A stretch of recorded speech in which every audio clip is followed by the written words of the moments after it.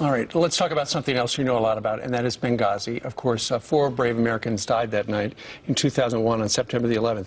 Over at Newsmax TV, Steve Malzberg got an interview with a woman by the name of Liddy Denier. I've never heard of her before. Apparently, she was engaged to Chris Stevens back in 1995. They were never married, but now she's working on a documentary called A Voice for Ambassador Chris Stevens.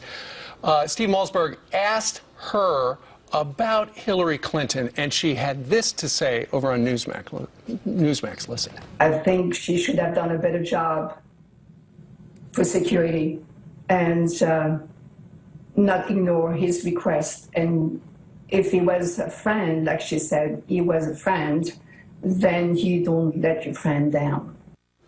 If she was a friend, you wouldn't let a friend down.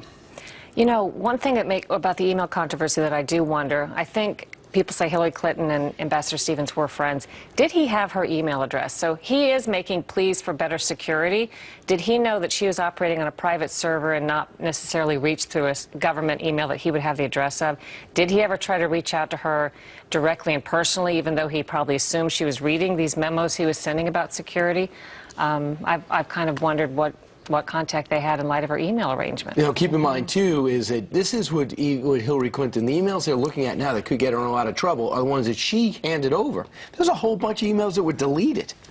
Yeah, you're sort of relying on the person who may have allegedly done something improper or wrong to be the keeper of the evidence against the person. And that's what happens government-wide when, in recent years, governments have been accused of wrongdoing, whether it's the IRS or something else. Then you rely on the government itself to be the policeman that turns over the evidence and then prosecutes itself or, you know, finds information. But that's a great point, though, to think that maybe if Chris Stevens had it or didn't have it, how tight could they have been, number one?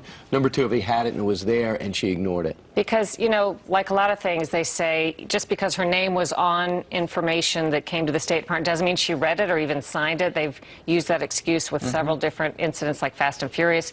Just because wiretap approvals were signed by a certain official doesn't mean he read them. Well, they're supposed to. That's what it's supposed to mean. Sure. But you do wonder, with all that mail coming in, if he were really in a desperate situation, as those who were there say he was about security. Could he have reached out to her in a more personal way? Maybe that's what she was trying to cover up. Great point. I don't know. Thank you, Cheryl. If you'd like to look at her report on Full Measure, go to your Facebook page. Yes, or fullmeasure.news. Everything's there, fullmeasure.news. All right. Thank you very much.